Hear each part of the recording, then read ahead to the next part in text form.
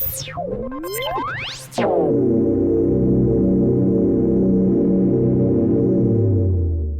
everyone, and welcome to our webinar today, 5 Math Resources to Boost Inquiry and Conceptual Understanding.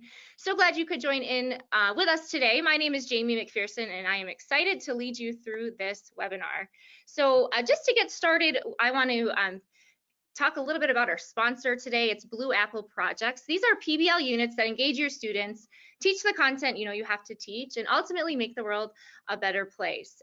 Each project, when you receive it, comes with a project plan and all the supplies you need for your class to do the project. The online platform is really great. We also connect to real world connections, those kind of real people out there in the world that could help boost engagement and relevancy in that project, and also cross-curricular content, because we know that you're teaching a lot in a very little bit of time, and lots of different collaboration options, as well as PD put in at point of use. So if this is something you're interested in, you could use code webinar to get a discount on these any Blue Apple project of your choosing. So if you'd like to check that out, please visit blueappleteacher.org. And with that, we'll jump in. So today we are here to help you. I'm going to be, again, leading this webinar today. After we are done with this, you'll receive a list of the hyperdoc, which goes along with this webinar, and that'll have links to all the resources you see today. This webinar will be recorded, so you'll get that recording as well. And then we also have along today Heather. Heather, do you want to say hi to everyone? Hi, everyone. Thanks for joining us. So Heather is here for any kind of tech help you might have or questions. You could put those in the chat. That's also, I believe, where you'll find a link to that hyperdoc if you want to follow along today as we go through these resources. So I would like to know, to get us started, who is here today? So we're going to put up our first poll of this session. So elementary, middle school, high school, admin, or other will be your options here. So Heather will put that up for us. Great. And then once you, Heather, whenever you're kind of feeling like those results are coming in, if you wouldn't mind just sharing those out, that'd be wonderful. Yeah, hold on. I'll close the poll. Great. Okay, so we have 45% are K through 5, 45% 6 through 8, 27% 9 through 12, and 9% admin or other. Great. So heavy on the elementary and middle school, and also some high school and admin here. So thank you all for joining. I think everyone here will find something. Either if you're an admin, you'll find something. You could send this right out to your staff.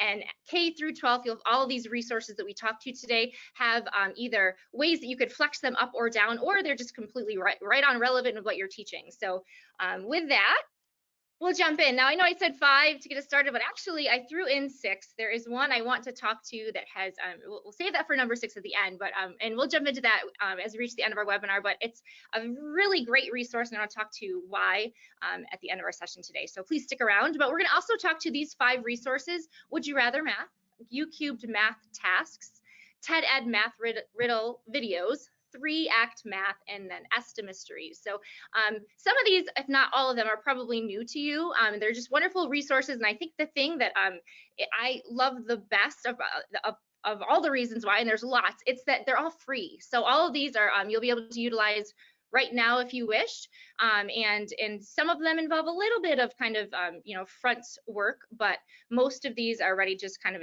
put in play tomorrow. So with that, we'll jump into kind of what we kind of hinted at in our title of the webinar today, starting with inquiry. So inquiry learning is so incredibly important. And I love this quote: "We learn more by looking for the answer to a question and not finding it than we do from learning the answer itself." And I truly believe that. And when our students are engaged in inquiry, they're able to construct deep knowledge and deep understanding rather than just receiving that information.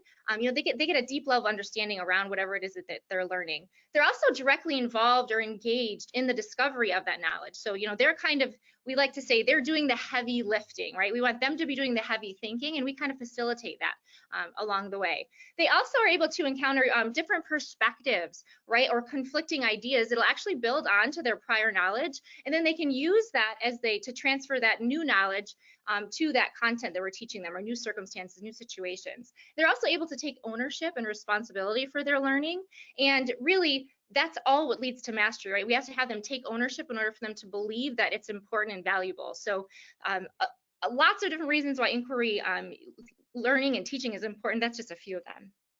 And also conceptual understanding. When it comes to math, there's kind of two worlds we kind of go back and forth between, that conceptual knowledge and that procedural knowledge. Now, when we're talking about procedural knowledge, that's just what's learned through rote memorization. So things like math facts, right? But conceptual knowledge is really where that learning happens, that deep level learning, because it's learned through thoughtful, reflective activities that students are engaged in and they're participating in. So all of these today are inquiry oriented, which also leads to that conceptual understanding within whatever content you're teaching within math.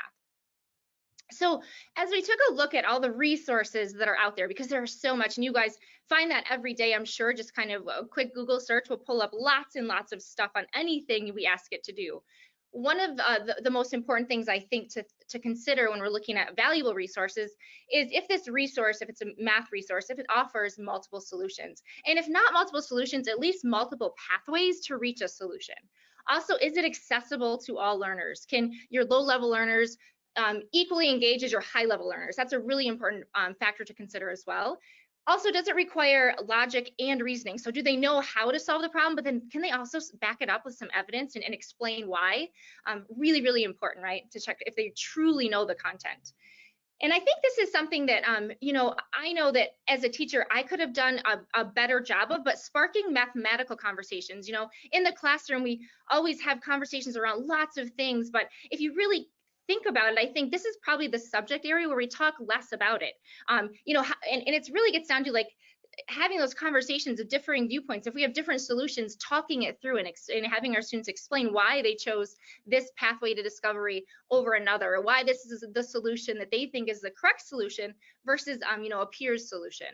And so having those conversations, building, you know, that good level of discourse, respectable discourse, and understanding kind of both sides of a situation, all can play into math as well. So that was an important factor to consider. And then also, does it utilize creative and critical thinking?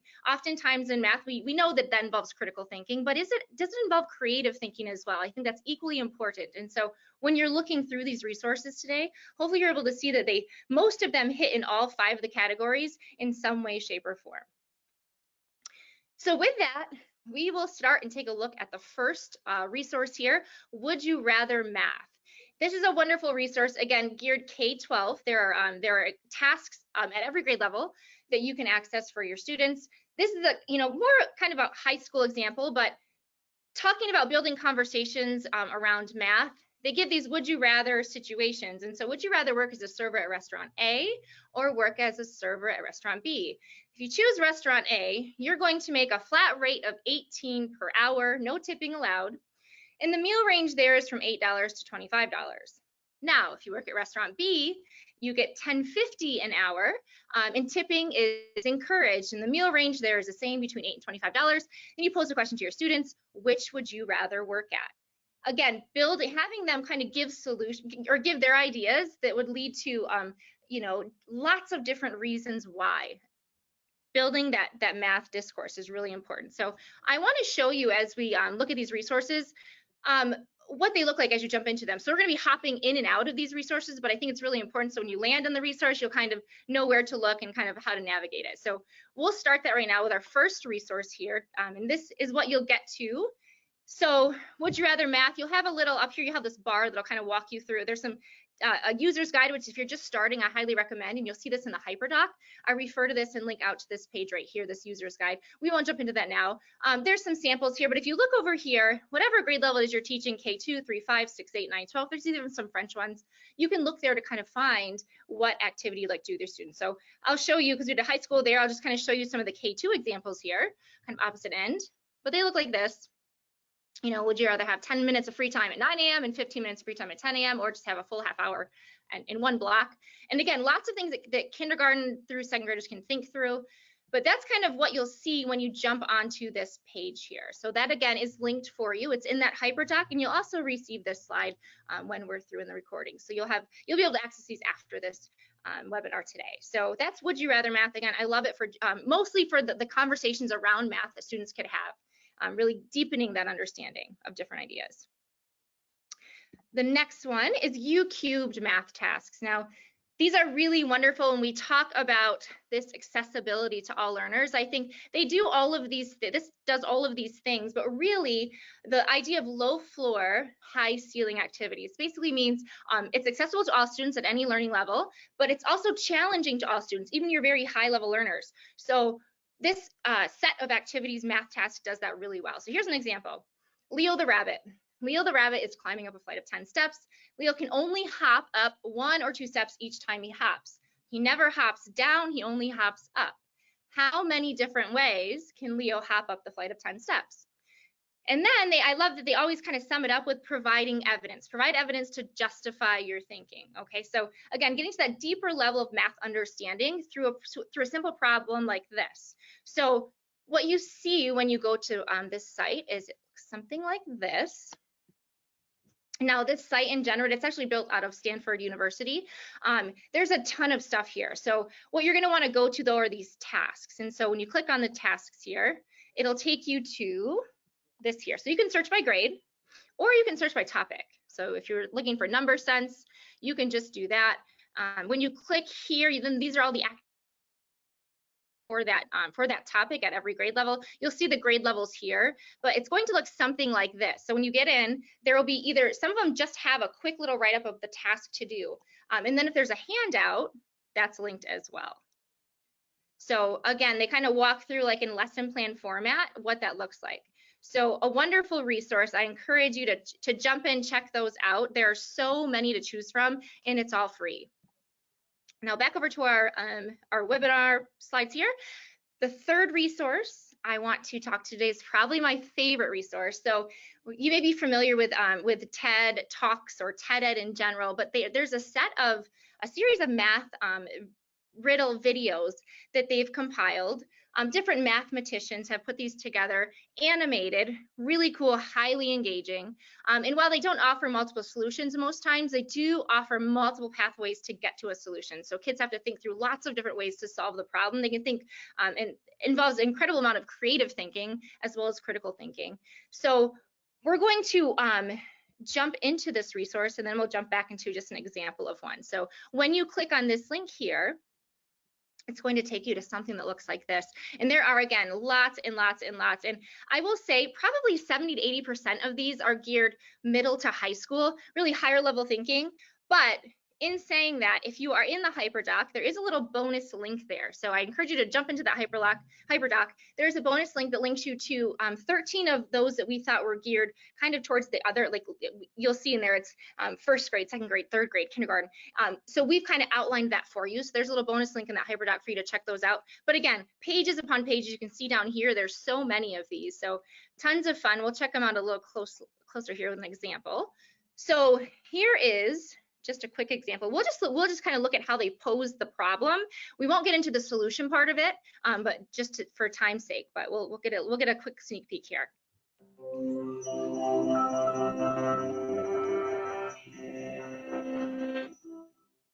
As a wildfire rages through the grasslands, 3 lions and 3 wildebeest flee for their lives.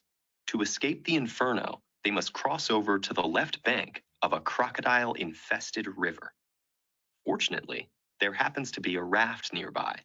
It can carry up to 2 animals at a time and needs at least 1 lion or wildebeest on board to row it across the river. There's just one problem. If the lions ever outnumber the wildebeest on either side of the river, even for a moment, their instincts will kick in and the results won't be pretty. That includes the animals in the boat when it's on a given side of the river. What's the fastest way for all 6 animals to get across without the lions stopping for dinner?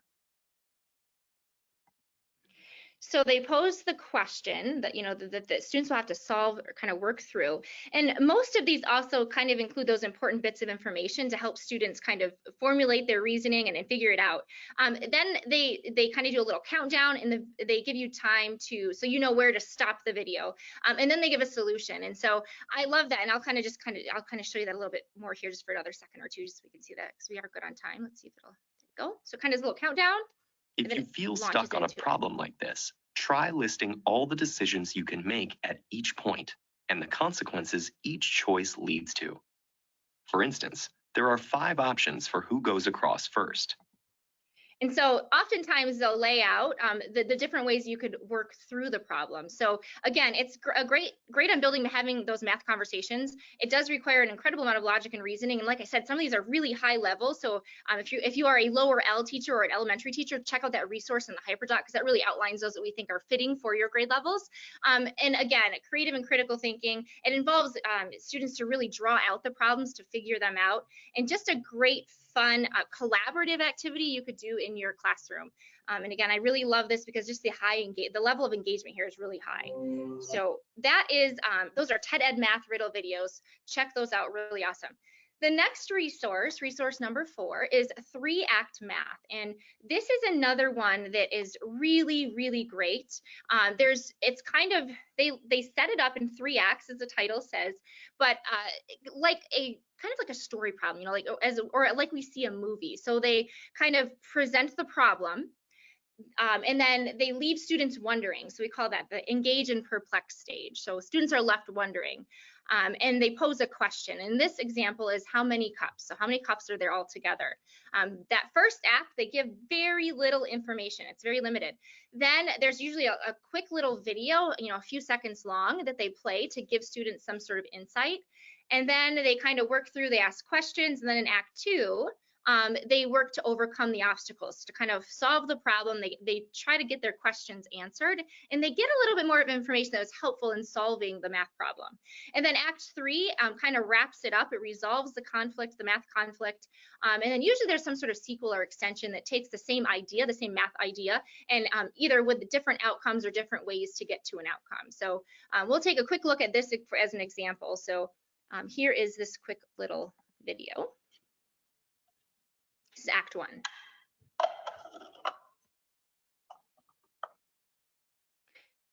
So that's it. That's all the information students are given to get them started. Now, if you're looking, well, what does this look like when I jump in, I download these? Because that's always a question I have. What am I getting myself into, right? And so this is how they're set up. So they have Act 1, again, that initial video. Ask students how many cups will there be at the end.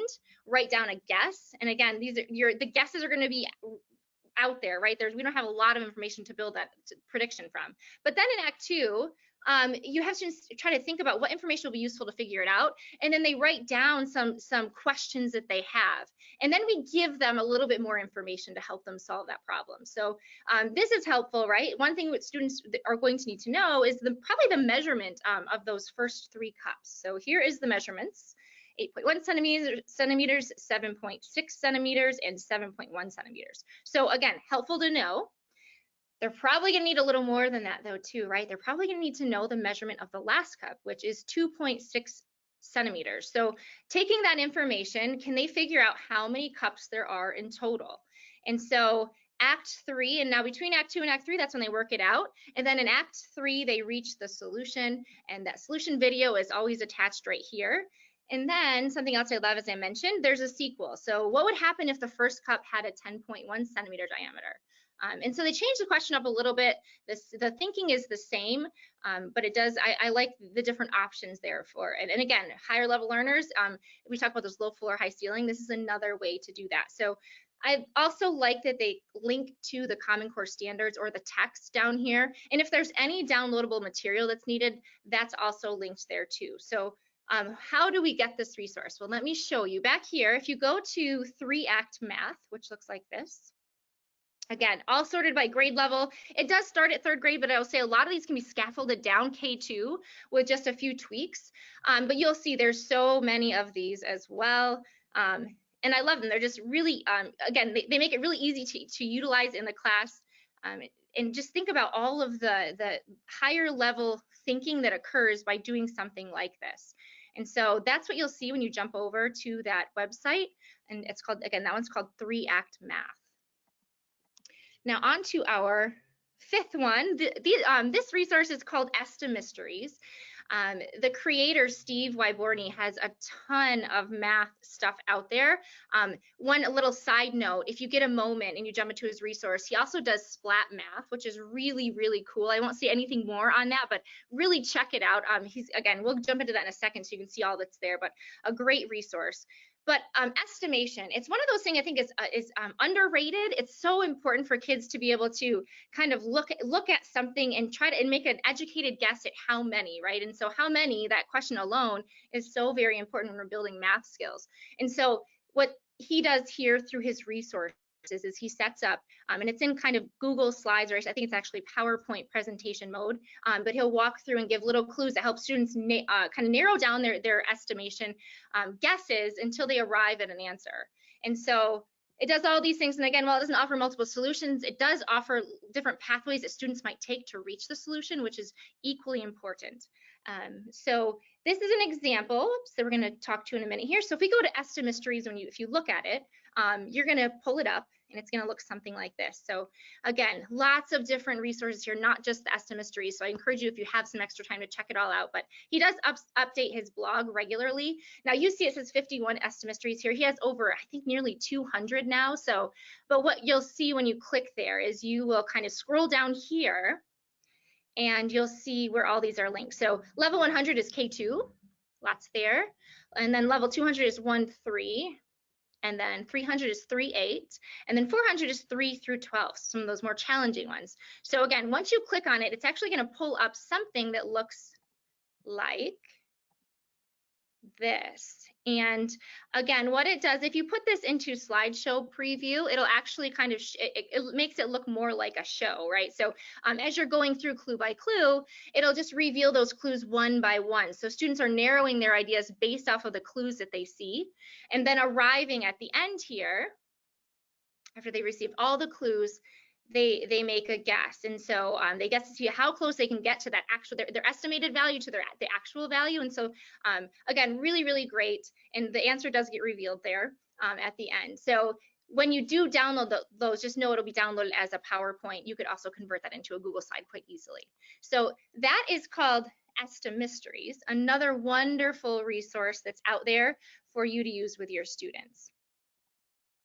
And then finally, I had to throw in ChatGPT. Now I know it's getting a lot of hype, good, bad, and indifferent, and in between out there in every kind of realm of the world. And in education, what ChatGPT is, for those that are not familiar, it was just released very recently. I want to say this in itself, maybe end of November.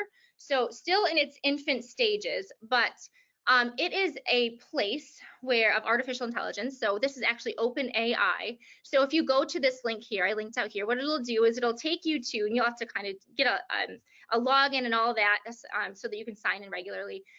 But once you do that, again, think about this for how many, the various ways you can use it in your classroom. Sometimes people think, well, it's AI and I want my students to do their own kind of thinking. Yes, get it. But I want to show you the other side of things, how this can actually be a benefit in our classroom. And so what I did is I simply typed in, create a 4th grade math problem that has multiple solutions. That's all I put in.